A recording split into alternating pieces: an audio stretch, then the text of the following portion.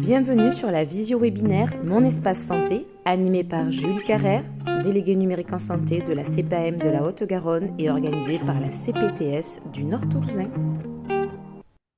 Aujourd'hui, je vous présente mon espace santé. Donc, mon espace santé, c'est un portail qui est dédié pour chacun de vos patients, qui a été mis en place afin de pouvoir regrouper plusieurs services concernant la santé de vos patients. Donc, il faut savoir que début 2022, la CNAM a informé tous les patients de l'arrivée de mon espace santé avec la possibilité donc de créer et d'activer tout de suite cet espace sous le délai de 6 semaines, si vous voulez. Si le patient ne s'était pas opposé à cet espace santé, la création donc était automatique. Dans cet espace santé, donc, vous, en tant que professionnel de santé, vous allez pouvoir y déposer des documents, des comptes rendus, des bulletins de synthèse médicale, mais le patient, lui aussi, peut y déposer des documents. Vous allez aussi pouvoir, en tant que professionnel de santé, consulter tous ces documents déposés par vos confrères et consoeurs. Et bien entendu, si le patient n'a pas activé, mais qui ne s'y est pas opposé, le fait que l'espace santé soit créé, même si le patient n'a pas créé ses mots de passe identifiants, vous allez pouvoir, vous, en tant que professionnel de santé, partager tous ces documents entre vous. L'assurance maladie dépose aussi des documents tels que l'historique des soins et les attestations vaccinales Covid-19. Voilà, je crois que j'ai rien oublié en tant que document de l'assurance maladie. Mon espace santé, donc, il y a 4 fonctionnalités pour vos patients. Donc, il y a la première fonctionnalité qui est le dossier médical, où donc va être regroupé tous les documents qui vont être déposés par les professionnels de santé ou les usagers ou l'assurance maladie, mais aussi le profil médical que le patient va renseigner. Donc ça, je vous l'expliquerai juste après. Dans mon espace santé, il y a aussi donc une messagerie sécurisée de santé qui va permettre aux patients de pouvoir échanger par mail avec des professionnels de santé. Ça aussi, je vous l'expliquerai tout à l'heure plus en détail. La troisième fonctionnalité est un catalogue de services. Donc, en fait, depuis le portail Mon Espace Santé, le patient va pouvoir se connecter sur certains sites. Ça peut être des sites de prévention concernant sa santé, ça peut être Doctolib. Voilà, en fait, depuis Mon Espace Santé, il a des liens vers certains sites qui concernent du coup la santé. Et très prochainement, va arriver un agenda de santé qui va permettre aux patients de pouvoir regrouper tous ces rendez-vous en fait au même endroit. Donc, il faut savoir qu'avec l'arrivée de mon espace santé, les patients qui avaient déjà auparavant un DMP vont retrouver tous leurs documents qui étaient dans leur DMP dans leur espace santé. Pour que ce soit plus clair pour vous, en fait, on a fait un petit schéma qui simplifie. En fait, donc, mon espace santé, le patient, il a ce seul portail qui va lui permettre de pouvoir accéder à ses documents, donc son dossier médical, et à sa messagerie de santé sécurisée. Vous, en tant que professionnel de santé, donc si vous avez un logiciel en version Ségur, vous allez pouvoir accéder directement depuis votre logiciel via votre module DMP aux documents du patient.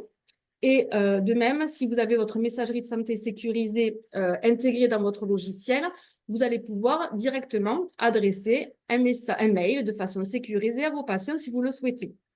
Pour les professionnels de santé qui ne sont pas encore équipés de version Ségur, donc, soit vous avez un module DMP qui a déjà été intégré par votre éditeur. Dans ce cas-là, vous pourrez passer par ce module-là.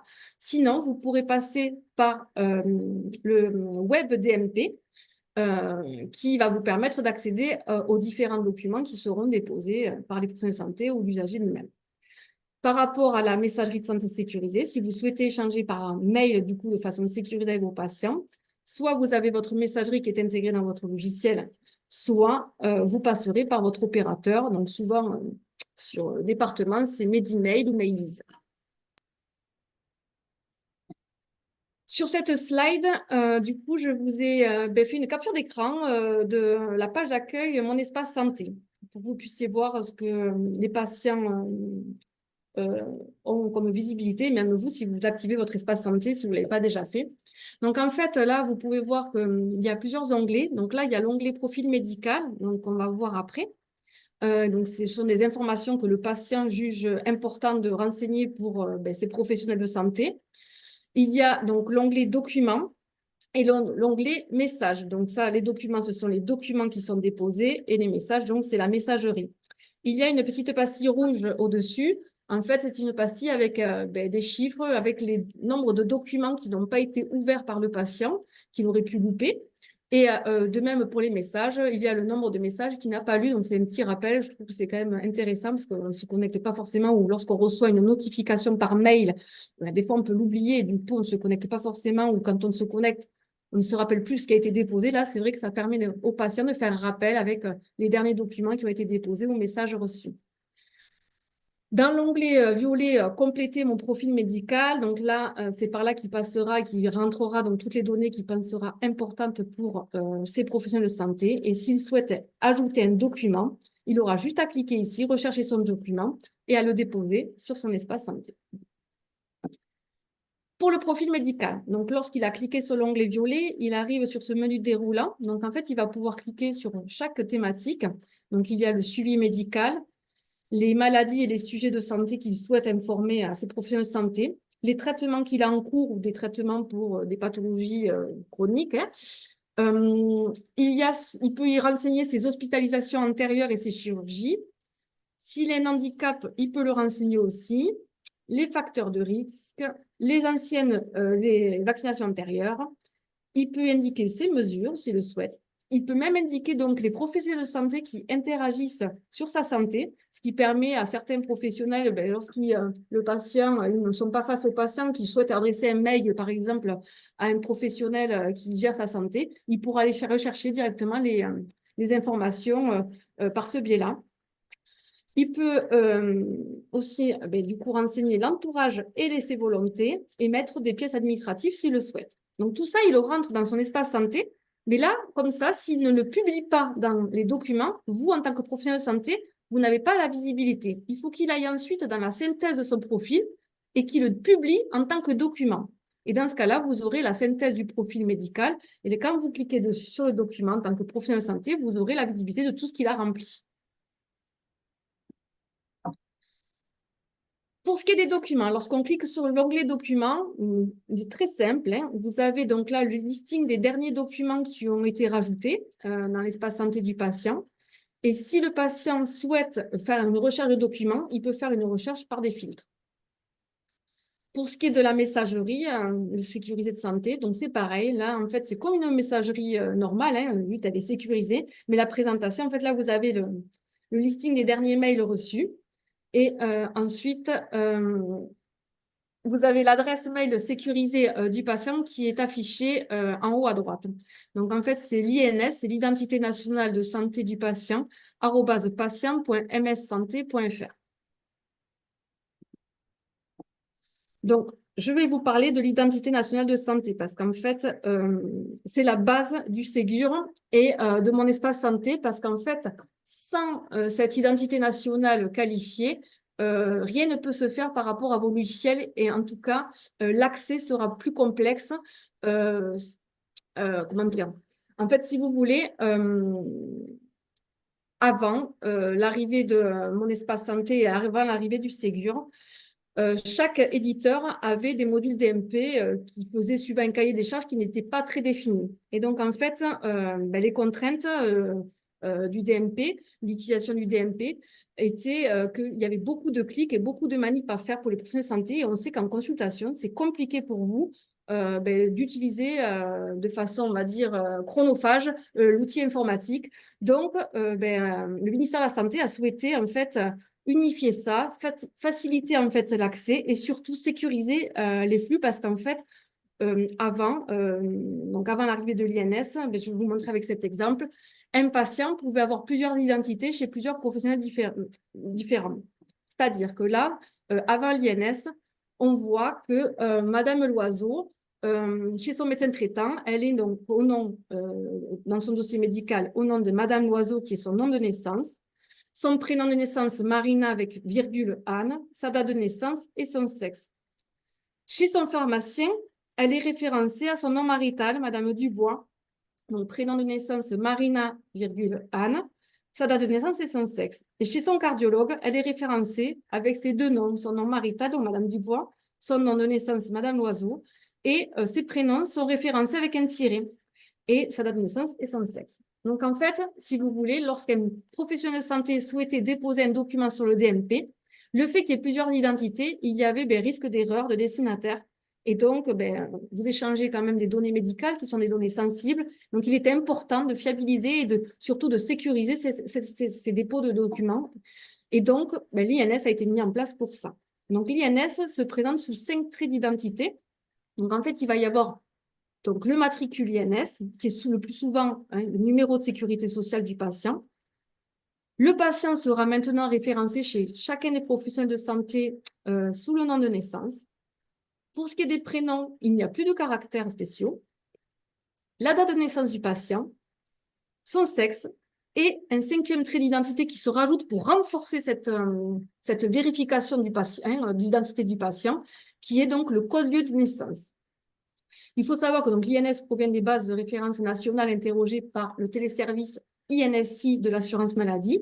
Et donc, lorsque vous avez un logiciel version Ségur, il est intégré dans votre logiciel, ce téléservice. Pour les patients qui sont nés à l'étranger ou qui ne sont pas affiliés à un organisme de protection sociale, effectivement, la récupération de l'identité nationale de santé ne sera pas possible. Donc, vous ne pourrez pas qualifier les INS de ces patients et donc, vous ne pourrez pas effectivement utiliser le DMP, la messagerie de santé sécurisée avec ces patients-là. Par contre, je vous rassure, vous pourrez toujours faire les soins pour ces patients et facturer, bien sûr, les soins avec votre logiciel quand même. Pour qualifier l'INS de votre patient, rien de plus simple. Il faut déjà garder en tête que ce n'est pas un contrôle d'identité, vous n'êtes pas de la police, c'est juste une vérification pour s'assurer que vous allez adresser des documents ou en tout cas consulter des documents pour la bonne personne. Donc en fait, elle peut se faire de 2 façons différentes. Soit vous avez la carte vitale du patient et dans ce cas-là, vous allez lire la carte vitale et dans ce cas-là, le téléservice va se lancer, vous allez récupérer donc cette identité. Donc, vous allez avoir le reflet sur votre écran des 5 traits d'identité que le téléservice a récupéré. 2 possibilités. Soit vous connaissez très bien votre patient et c'est délicat de lui demander la pièce d'identité parce que ça fait 20 ans que vous l'avez en consultation et que je comprends que ce soit vraiment compliqué à demander. Excusez-moi parce que... soit vous ne le connaissez pas, dans ce cas-là, vous lui demandez une pièce d'identité pour justement vérifier ces 5 traits. La seule chose, c'est que si vous connaissez bien votre patient, il est quand même recommandé de demander à votre patient de vérifier avec lui en disant que vous avez une mise à jour de votre logiciel et que donc il y a des informations sur son identité qui sont ressorties, juste de vérifier avec lui que toutes les données sont bonnes. Normalement, c'est bien perçu par le patient quand vous leur proposez cette façon. Et dans ce cas-là, une fois qu'ils vous ont validé tous ces traits d'identité, vous allez donc indiquer sur votre logiciel, si vous avez vu la pièce d'identité, quelle pièce d'identité vous avez vue. Et si par contre, c'est juste le fait que vous attestez de connaître votre patient parce que vous allez vérifier avec lui, vous avez une petite case qui vous permet de dire, voilà, j'atteste de connaître mon patient. Dans ce cas-là, ça valide et qualifie l'INS. Vous devez le faire qu'une seule fois dans votre logiciel. La prochaine fois que vous reverrez votre patient, ça ne sera pas demandé. Et l'INS est qualifié. Du coup, vous allez pouvoir accéder donc, au DMP et à la messagerie santé sécurisée avec vos patients. Si jamais vous n'aviez pas la carte vitale, vous faites une recherche avec le téléservice en rentrant en fait, le nom de naissance, le prénom et la date de naissance. Et en fait, après, le téléservice va rechercher l'identité du patient comme avec la carte vitale. Ça peut être un peu, on va dire, au départ, compliqué parce qu'il faut prendre l'habitude déjà de le faire. Comme je vous dis, vous n'allez à le faire qu'une seule fois. Par contre, si vous avez une secrétaire ou un employé, vous avez avec la carte CPE nominative la possibilité de demander à votre secrétaire de le faire pour vous. Ça, c'est possible.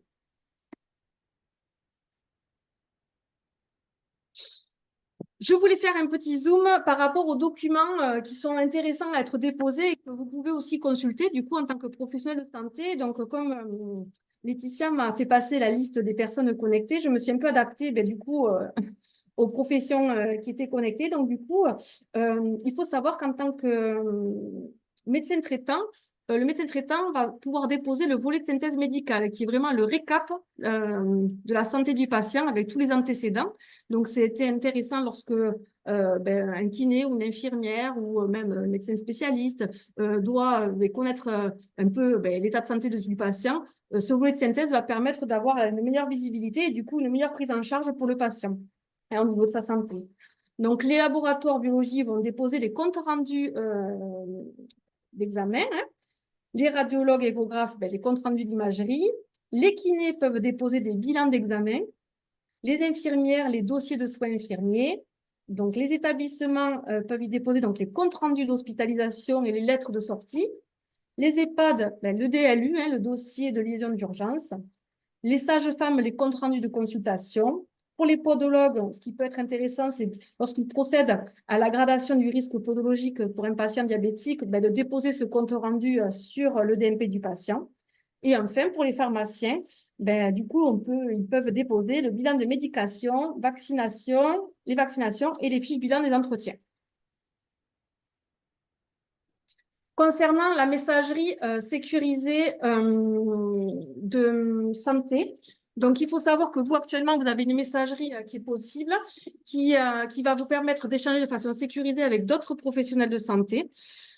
Aujourd'hui, donc avec Mon Espace Santé, si vous souhaitez ou si vous avez l'habitude d'échanger par mail avec vos patients, vous allez pouvoir utiliser cette messagerie car elle est sécurisée et grâce à leur espace santé, s'ils l'ont activé, ils vont pouvoir donc accéder aux mails que vous leur envoyez.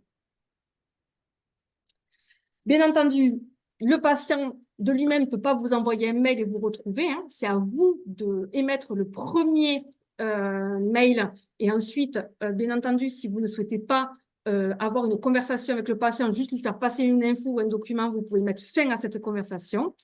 Et l'adresse de messagerie du patient, si vous êtes donc équipé du Ségur, vous pouvez le récupérer directement depuis votre dossier médical, du dossier médical. Et sinon, vous pouvez la récupérer grâce au patient car il a dans son espace santé, il peut vous l'indiquer. Voici toutes les informations concernant Mon Espace Santé et un peu le Ségur. Est-ce que vous avez des questions par rapport à ça?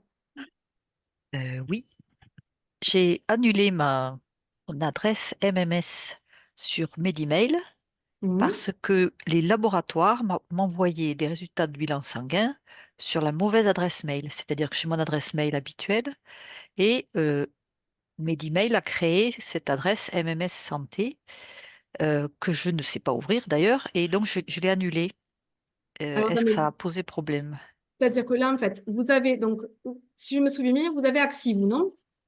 J'ai Axiom, oui. Ouais. Vous avez Axi. Donc, Axi, lorsqu'ils vous ont mis en version Ségur, c'est ça? Ils vous ont Oui, installé une nouvelle messagerie. On est d'accord? non, Non. Ils non, vous j'ai ont une messagerie intégré? indépendante qui est sur Medimail que j'ouvre, D'accord. qui Vous est à avez, d'accord. côté. Et du coup, vous avez annulé Medimail.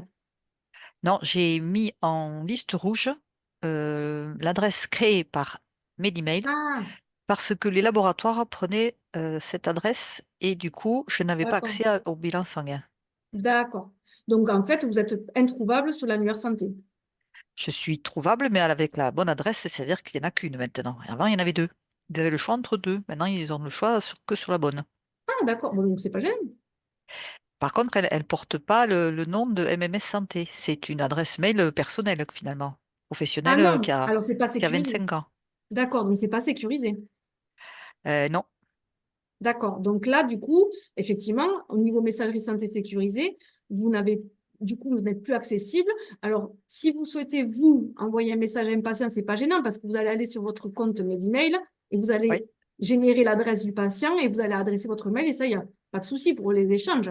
Par contre, ce qui est D'accord. problématique, c'est si vous devez échanger avec des professionnels de santé, les professionnels de santé ne peuvent pas vous retrouver. Du coup, ils vont vous adresser en fait des mails sur une boîte mail qui n'est pas sécurisée. Alors, tout dépend de la demande. Si c'est une demande d'entretien, bon, mais c'est pas gênant. Mais si par contre, effectivement, il y a des données médicales, là, par contre, du coup, c'est pas une messagerie qui est référencée pour échanger des données médicales. C'est l'adresse mail qui n'est pas MMS, mais le système est totalement sécurisé. Ce n'est que Medimail, hein. Ça passe que par Medimail. Alors, je Sur comprends pas. Medimail, si vous ouvrez le Medimail et que vous regardez n'importe quel médecin, ils ont 3 ou 4 adresses. Ouais. Donc, il y a un souci. Donc ça, il faut le Donc, voir avec le MIPI. Je vais le noter. De toute façon, je suis en lien directement avec le grade. C'est le grade qui s'occupe de ça. Je vais leur ouais, demander. voilà. De toute façon, je vous connais. Au pire, je vous appelle, je prendrai les exemples, je ferai des captures d'écran et je verrai avec eux. C'est le plus simple parce que D'accord. là, c'est vrai que du coup, je ne comprends pas trop. Et Euh, oui, c'est un autre problème, sans doute. ouais. Merci. Oui, pas de souci.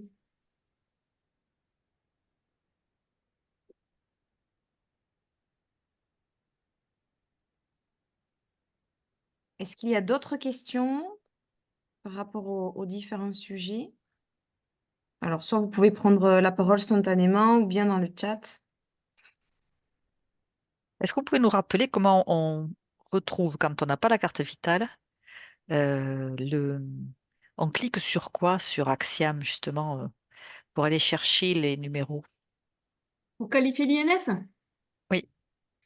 normalement, c'est dans les téléservices de souvenirs et vous savez, les différents téléservices, arrêt travail, et normalement, vous avez le téléservice INSI et donc vous cliquez dessus et c'est là que vous allez rentrer par trait d'identité. Donc, au départ, c'est téléservice. Il faut les Oui. chercher. Logiquement, D'accord. ouais. Normalement, vous allez sur votre fiche patient. Une fois que vous êtes sur votre fiche patient, en haut, vous avez l'onglet téléservices.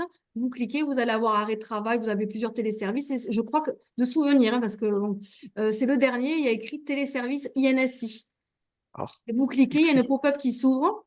Et normalement, vous avez les différentes cases à rentrer avec les différents traits d'identité. D'accord, merci.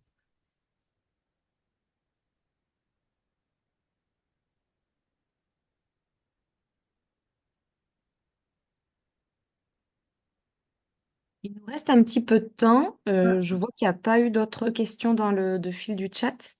Moi, Si j'en on ai voit une. qu'éventuellement... Oui? Dis-moi, Ah ben, je vous en prie, il allez-y. y a quelque chose que j'ai pas compris. En fait, on ne peut l'utiliser que si le patient, en fait, l'a activé. Non. En fait, c'est ce que je vais vous expliquer. Ouais. Si vous voulez, on a créé, la CNAM a créé d'office, en fait, mon espace santé, mais si le patient ne l'a pas activé, l'important, c'est qu'il ne se soit pas opposé. S'il s'y est D'accord. opposé, vous ne pourrez pas accéder et déposer des documents parce qu'il a On fermé. part du principe qu'ils sont tous activés, du coup, alors. Sauf si le Voilà. En patient fait, là, il a faut savoir qu'il y opposé. a, sur la France entière, il n'y a que 2% d'opposition sur mon D'accord. espace santé. D'accord. Merci. Moi, la question que je voudrais poser, s'il vous plaît, docteur Edou, c'est que quand on m'envoie un message au patient, puisque nous, ben, finalement, il est identifié par son matricule. Donc, pour nous, c'est absolument pas parlant déjà. On n'a pas le nom du patient. Comment c'est notifié? Comment il reçoit la notification qu'il a un message? En fait, c'est comme pour vous quand vous avez mes emails, vous. Oui, En fait, vous savez, quand vous avez mes emails, vous recevez une notification sur votre boîte mail perso. oui. Bon, mais en fait, moi, si demain vous m'envoyez un mail sur mon espace santé, je vais recevoir une notification sur ma boîte mail qui me dit que j'ai un professionnel de santé qui m'a envoyé un message. Et j'ai juste D'accord. après à me connecter sur mon espace santé avec mes codes. D'accord. Donc, c'est pas sur l'espace Amélie. Donc, Non. c'est Alors, sur, voilà. Amélie, c'est vraiment à part. Amélie, c'est vraiment la partie administrative, D'accord. sécurité sociale. Mon OK. espace santé, c'est vraiment un portail qui, en fait, ça ne dépend même pas de l'assurance maladie. C'est nous qui faisons la promotion et qui parlons de mon espace santé, mais c'est vraiment un portail qui dépend du ministère de la Santé. C'est vraiment à part. Hein, D'accord. L'autre question, c'est quand j'envoie un message à mon patient, hum, quelle est l'adresse qui apparaît pour qu'il réponde quelle est l'adresse qui apparaît justement? ça sera l'adresse de votre messagerie santé sécurisée. D'accord. Donc, qu'est-ce qui empêche après le patient de m'envoyer de façon intempestive justement des Alors mails voilà, c'est ce que et je vous des... disais plus haut, c'est que si vous, on sait qu'il y a des patients qui peuvent donc déborder par mail. Donc en fait, après vous pouvez mettre en fait à la fin de votre message, il y a une petite encoche qui dit souhaitez-vous recevoir une réponse. Et donc vous pouvez le décocher. Et dans Oui, ce cas-là, en fait, vous envoyez votre information à votre patient, vous envoyez votre document. Et par contre, le patient ne pourra pas vous répondre. d'accord. Et si par exemple il utilise cette adresse pour m'envoyer d'autres demandes plus tard, est-ce qu'il peut Il ne s'en pourra servir? pas. C'est bloquant. C'est bloquant. OK. En fait, si vous voulez, le patient n'a pas la possibilité dans sa messagerie de rentrer une adresse. Il peut juste D'accord. répondre. D'accord. Très bien. Merci. Avec plaisir.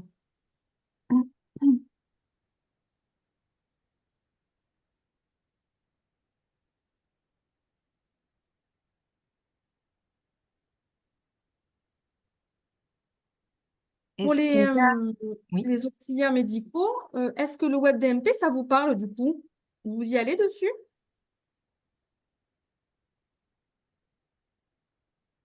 Jamais, puisqu'en fait, les Honnêtement, très DMP, peu. Ouais, très peu. oui, puisqu'en fait, on a accès au DMP par le logiciel médical. Oui, en tant que médecin, mais du coup, c'est Oui, vrai que les infirmiers, kinés, podologues, je sais que du coup, leur logiciel ne leur permettent pas forcément d'accéder encore au DMP parce qu'ils sont pas encore version Ségur. Et c'est vrai que du coup, la seule solution, c'est d'utiliser le web DMP. C'était pour savoir s'il y avait des personnes qui l'utilisaient ou pas. Alors moi, je l'ai Personnellement, utilisé. très peu. D'accord. Pardon. Moi J'ai dû aussi, passer moi aussi par le direct. Et c'est vrai que c'était compliqué jusqu'à présent. Oui, vous Ouais, moi, j'ai pas encore essayé. n'avez pas encore essayé. Ok. Il faut savoir qu'en fait, c'est une connexion avec la carte CPS. Votre carte CPS, en fait, comme quand vous vous connectez sur votre logiciel, ça va vous demander le code porteur actif, vous rentrez. Et ensuite, ben, du coup, vous pouvez faire une recherche par numéro de sécu avec vos patients. Si vous êtes face à vos patients, vous avez la carte vitale, vous pouvez faire une lecture de la carte vitale directement. D'accord.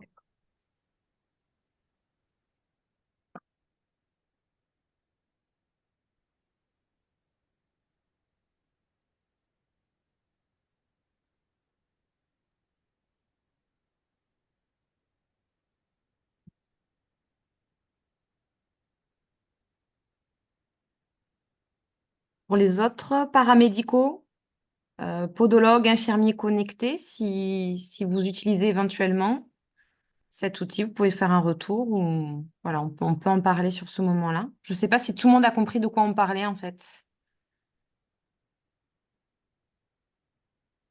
sur le web DMP.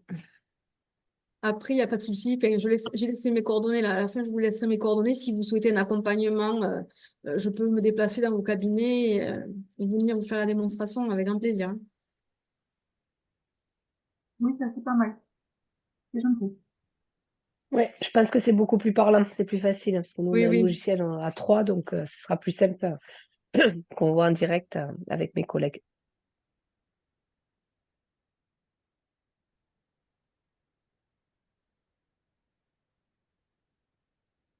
Il reste un petit peu de temps pour parler de l'ordonnance Hmm. dématérialisée. Je ne sais pas combien de temps il faut à peu près, Julie, pour évoquer ce sujet-là. Oh non, pas longtemps. Enfin, après, ça va déclencher des questions, je pense, c'est sûr. Mais du coup, il nous reste combien de temps? Bon, il nous reste moins de 10 minutes, mais vu qu'on a eu pas mal de connexions avec pas mal de retardataires, si vous en avez la possibilité pour en parler aujourd'hui, on peut le faire. Si vous pensez que c'est trop court, on peut tout à fait le mettre à l'ordre du jour d'une prochaine session sans souci. Ah, et Non, on a un retour de Stéphane Prade en tant qu'infirmier libéral qui nous dit qu'il n'a pas encore utilisé le l'outil web dont on dev. parlait à l'instant au niveau du Ouais, WebMP. j'ai pas utilisé, juste j'ai créé mon perso et donc je reçois bien les mails et tout ça, mais c'est vrai qu'au niveau professionnel, je l'utilise pas encore. Ça peut être intéressant lorsque vous avez des demandes de renouvellement de... Vous êtes infirmier, c'est ça, hein?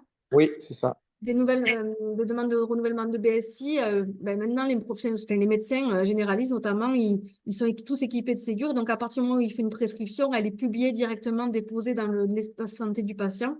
Et donc, vous, depuis le WebDMP, au lieu d'éviter voilà, d'appeler le médecin pour aller chercher la prescription, vous pouvez aller la récupérer directement en fait, par le WebDMP. C'est un gain de temps, on va dire. Ah oui. Mm. Mm. Ok.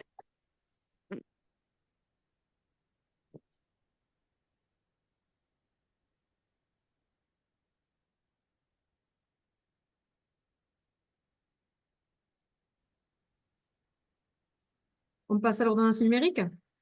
Allez, on se lance. Donc, l'ordonnance numérique, qu'est-ce que c'est?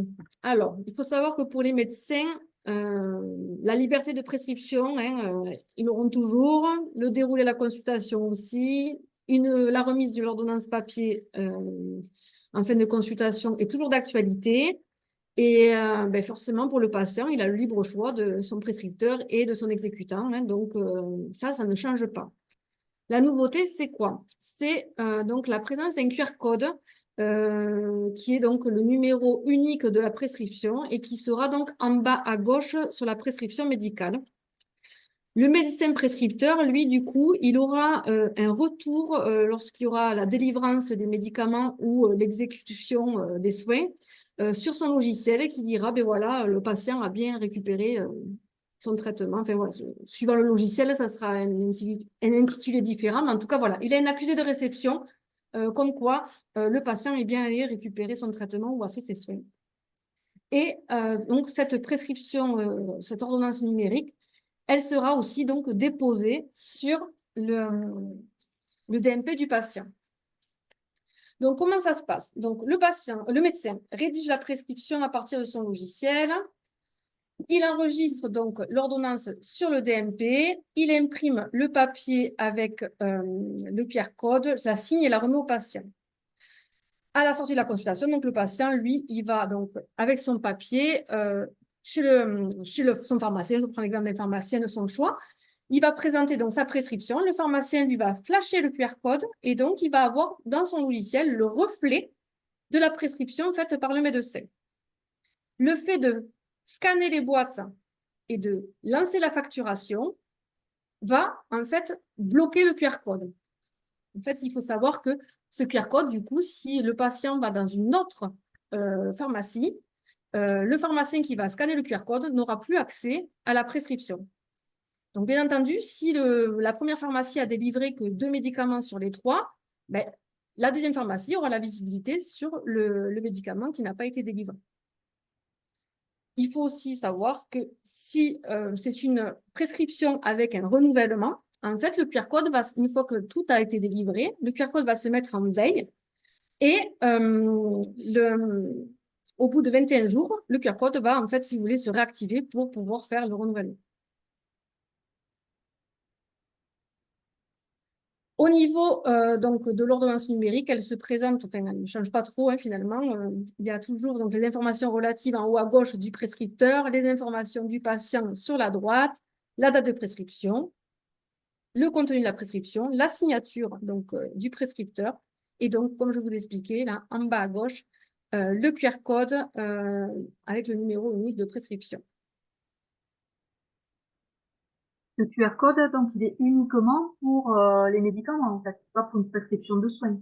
Si. Alors, en fait, si vous voulez, l'ordonnance numérique va être mise en place en 2 temps. Donc là, la première vague, c'est pour les médicaments. Et en fait, la deuxième vague, ce sera pour les soins. Mais après, il n'y aura que de l'ordonnance numérique.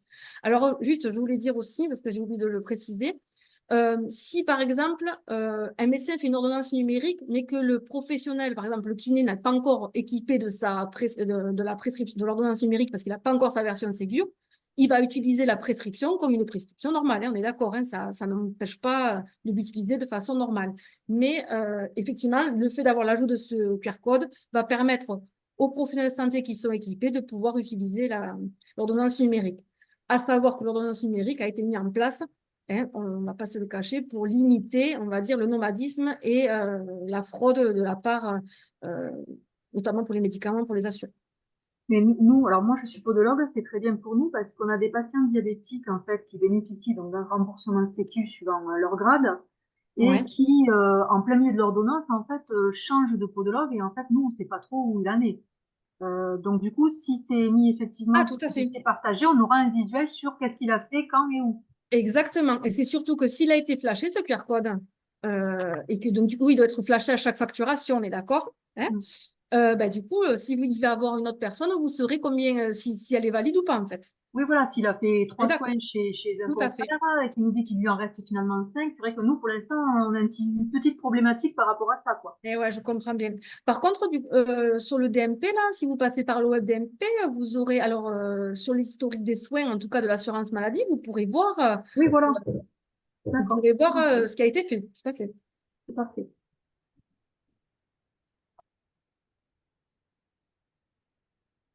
Le PowerPoint, je vais le laisser de toute façon à Laetitia. Et en fait, à la fin, il y a un lien vidéo si jamais vous souhaitez le publier. Après, Laetitia, c'est une vidéo qui montre un cas en fait d'une consultation avec un médecin équipé jusqu'à la délivrance des médicaments. L'ordonnance numérique, elle est censée entrer en vigueur quand?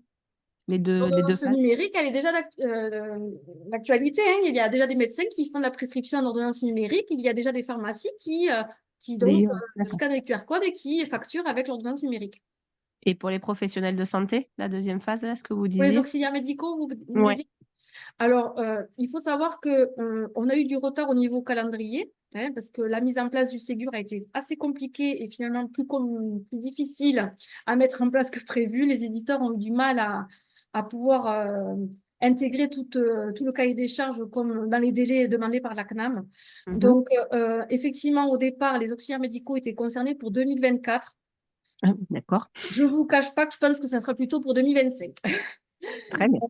Voilà. Mais au moins, vous, quand vous allez avoir la version Ségur, elle fonctionnera nickel. Vous n'aurez pas Oui. de problème lorsque vous aurez fait la mise à jour. Parce qu'effectivement, les médecins, ils ont rencontré d'énormes difficultés au départ. Ok, merci. Du coup, il faut un lecteur spécial, enfin, il faut un appareil spécial pour lire les QR codes. Alors voilà, effectivement, en fonction des éditeurs, il y a plusieurs possibilités. Donc, il peut y avoir une douchette pour scanner le QR code. Ça peut faire à partir du téléphone, des webcams. Là, vraiment, c'est chaque éditeur qui pourra faire sa proposition. Je pense à vous, infirmiers. Normalement, vous avez quand même déjà des logiciels. Vous fonctionnez beaucoup avec le téléphone. Je ne sais pas ce que vous avez, vous, comme logiciel.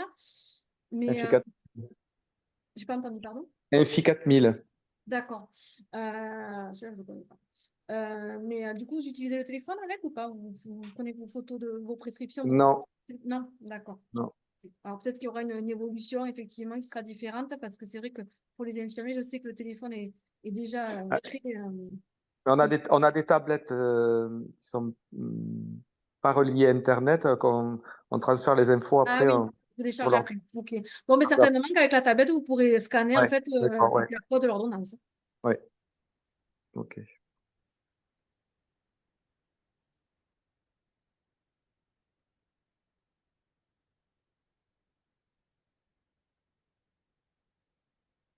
Il Et y a d'autres l'ordonnance questions? numérique, pardon, Oui. l'ordonnance numérique va être obligatoire ou pas? Obligatoire, ça je ne sais pas. En tout cas, aujourd'hui, elle n'est pas obligatoire. Il y a des indicateurs prévus pour les professionnels de santé. Pour le moment, les indicateurs ne sont pas des prérequis. Je ne sais pas ce qu'ils ont prévu en évolution pour les années à venir. En tout cas, pour 2024, c'est pas 2024 et 2025, c'est pas obligatoire. Bon, merci.